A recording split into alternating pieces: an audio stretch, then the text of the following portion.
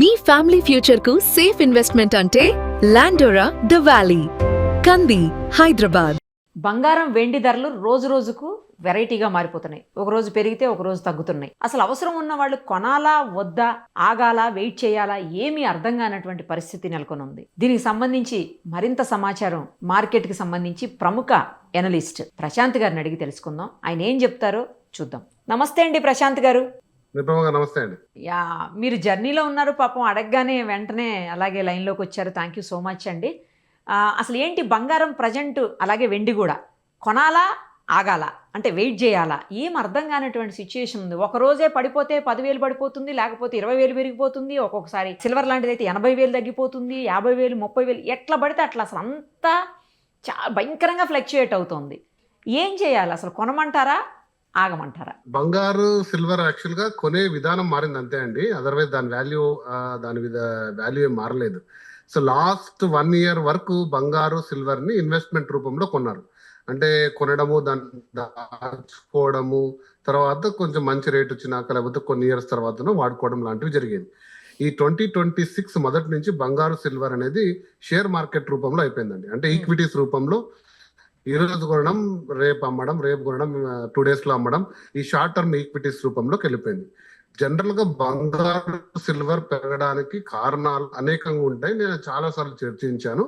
ప్రముఖంగా అమెరికా ఆర్థిక వ్యవస్థ, డాలర్ యొక్క ప్రభావం డెఫినెట్ గా 100% ఉంటుంది. ఎందుకంటే డాలర్ కి కాంపిటీషన్ గా గోల్డ్ ని ఎమర్జ్ అవుతుంది. ప్రపంచ దేశాల్లో యుద్ధ వాతావరణం జరిగినా, డాలర్ బలహీనపడినా, లేదా ఫెడ్ ఇంట్రెస్ట్ రేట్స్ కట్ చేసినా, అమెరికన్ బాండ్ ఈల్డ్స్ తగ్గినా, లేదా ఇన్ఫ్లేషన్ పెరిగినా, ఆర్థిక అనిశ్చితి, స్టాక్ మార్కెట్ క్రాష్, ఇలా ఒక 6-7 కారణాలు మనం చాలా సార్లు చర్చించాం. బంగారు is the next best currency. ఇది కాకుండా అమెరికా ఆధిపత్యం తగ్గించాలని బ్రిక్స్ దేశాలు ఏదైతే ఉన్నాయో గోల్డ్ ని ఆల్టర్నేట్ కరెన్సీగా తీసుకురావడం వల్ల గోల్డ్ కి లాస్ట్ 1 year గా ప్రముఖంగా పెద్దపీట వేశారు. సెంట్రల్ బ్యాంకులు కొనడం వల్ల బంగారం అనేది అబ్నార్మల్ గా 80 to 100% గ్రోత్ చూసాం 1 year లో. సో అది స్థిరంగా పెరిగింది, ఇన్ఫ్లేటెడ్ ప్రైస్ కాదు. కానీ 26 మొదటి నుంచి వచ్చిందంతా ఇన్ఫ్లేటెడ్ గా జరుగుతుంది. అంటే ఒక్కసారిగా ఈ షార్ట్ టర్మ్ బయర్స్ అందరూ మార్కెట్ లో ఎంటర్ అయ్యి పేపర్ వాల్యూ పడిపోతుందండి. బాగా గుర్తుపెట్టుకోండి. సో ఇందులో చాలా మతలబు ఉంది. నేను ఒక డీటెయిల్డ్ వీడియో సిల్వర్ గురించి మీకు కొన్ని షాకింగ్ నిజాలు చెప్తాను సిల్వర్ అని చెప్పినప్పుడు. ఎందుకంటే అంతర్జాతీయంగా సిల్వర్ ప్రొడ్యూస్ చేయలేని పరిస్థితుల్లో ఉంది. అంత హ్యూజ్ డిమాండ్ ఉంది సిల్వర్. మరి ప్రైస్ ఏమో 1 లక్ష పడిపోతుంది. ఏంటి ఈ కంపారిజన్ అని ఒక డీటెయిల్డ్ గా మీకు అనలైజ్ చేసే విధానంలో చెప్తాను. బట్ ఈ వీడియోలో ప్రముఖ గోల్డ్ అనేది కాన్సన్ట్రేట్ చేస్తున్నాను. ఫస్ట్ ఈ గోల్డ్ ఏమైతుందంటే, నేను చెప్పినట్టు 26 మొదటి నుంచి స్పెక్యులేటివ్ మార్కెట్, ఈక్విటీ మార్కెట్ లో హ్యూజ్ ప్రాఫిట్ బుకింగ్ చేసుకుంటున్నారండి. అంటే ఎంటర్ అవ్వడము, ఒక రేంజ్ ప్రైస్ వచ్చినప్పుడు కంప్లీట్ గా డంప్ చేయడం. డంప్ చేసిన తర్వాత సాధారణ వాడు కూడా వాడి దగ్గర ఉండే గోల్డ్ ని భయపడి పానిక్ సెల్లింగ్ చేసేస్తారు. పానిక్ సెల్లింగ్ జరిగినప్పుడు మళ్ళీ బై చేస్తారు లో ప్రైస్ లో. మళ్ళీ ఒక అంచనా వచ్చినప్పుడు అమ్మేస్తారు. సో ఇందులో మీరు గుర్తుపెట్టుకోవాల్సింది ఏంటంటే, ఈ ట్రేడింగ్ లో ఎక్కడ ఫిజికల్ గోల్డ్ ఇన్వాల్వ్ కాదండి.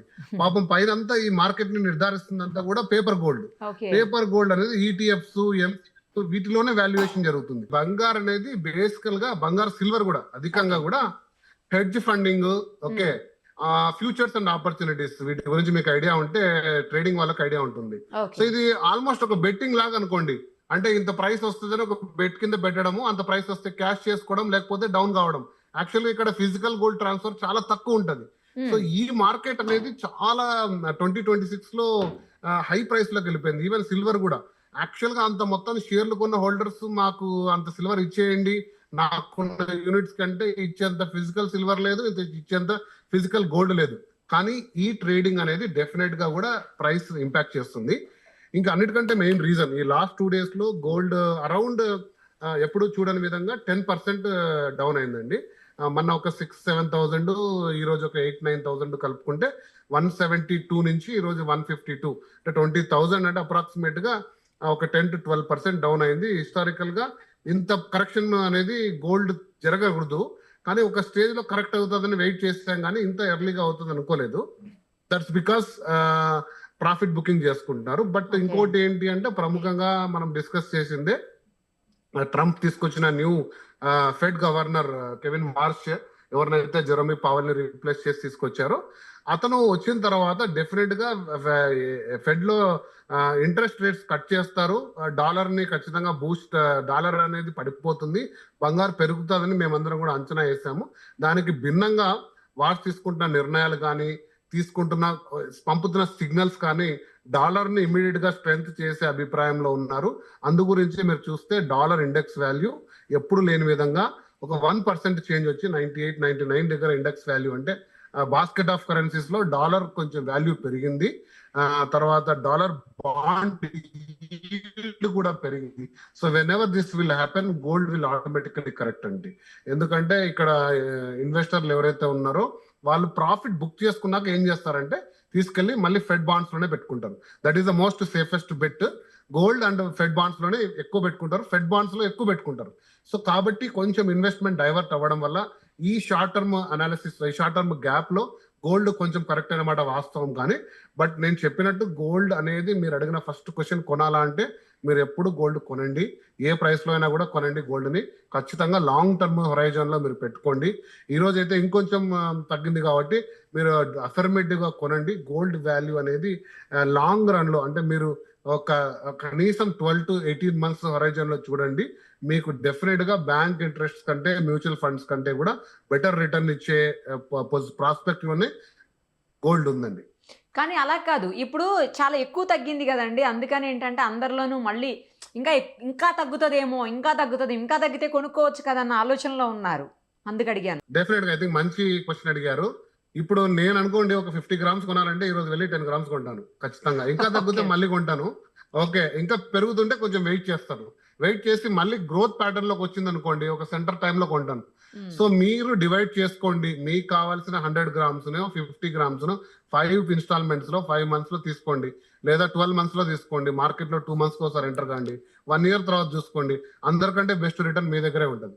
ఓకే, సో ఎటువంటి ఫ్లక్చువేషన్స్ అయినా బీట్ చేయాలంటే మీరు తీసుకోవాలి, లాంగ్ టర్మ్ హొరైజన్ లో తీసుకోండి. ఇప్పుడు పెరుగుతున్న తగ్గుతున్న వాతావరణాన్ని మీరైనా షార్ట్ టర్మ్ ఇన్వెస్టర్ అయితే మీరు దయచేసి ఇటువైపు రావద్దండి. If you want to cash in 1 month అంటే క్విక్ క్యాష్ ఏదో చేసుకోవాలి, ఆ హెడ్జ్ ఫండింగ్ చేసుకోవాలి అంటే మెటల్ ఎప్పుడూ కూడా కరెక్ట్ కాదండి. Metal has its own value, దాన్ని మీరు రెస్పెక్ట్ చేయండి, దాన్ని మీరు ఇన్సూరెన్స్ అసెట్ గా పెట్టుకోండి, గ్రోత్ అసెట్స్ గా ట్రీట్ చేయండి. మీరు ఈక్విటీలోకి వెళ్ళండి, you buy some performing stocks, ఈ రోజు తీసుకోండి రేపు అమ్మండి, లేదా పొద్దున్న తీసుకొని సాయంత్రం అమ్మండి. So you have certain options కదా. గోల్డ్ ని ఆ రకంగా ట్రీట్ చేసుకోవద్దండి. సో ఇది ఈ హెడ్జ్ మార్కెట్ ఉన్నప్పుడు డెఫినెట్ గా మీరు షార్ట్ టర్మ్ ఇన్వెస్టర్ అయితే ఎంటర్ కావద్దండి. మెటల్ కి లాంగ్ టర్మ్ ప్రాస్పెక్ట్ ఉంటుంది. గోల్డ్ డెఫినెట్ గా లాస్ట్ 7 decades లో మంచి రిటర్న్స్ ఇచ్చింది. 1-2 years గా చాలా అబ్నార్మల్ రిటర్న్ ఇచ్చింది. 2026 and 27 కూడా డెఫినెట్ గా బెటర్ రిటర్న్స్ ఉంటాయి. లాంగ్ టర్మ్ హొరైజన్ లో రండి. ఇప్పుడు పెరుగుతున్న తగ్గుతున్న కారణాలను అనాలిసిస్ చేసి మీరు బెటర్ డెసిషన్స్ తీసుకోండి. షార్ట్ టర్మ్ లో దయచేసి మీరు చేతులు కాల్చుకోవద్దండి. If you're some term long term prospect అయితే ఈ రోజు కొద్దిగా తీసుకోండి. సో డెఫినెట్ గా యూ బై సమ్వేర్, ఇంకా పడిపోతే తీసుకోండి, పెరుగుతుంటే కొంచెం వెయిట్ చేసి తీసుకోండి. గుడ్ సజెషన్ అండి, thank you so much. Thank you.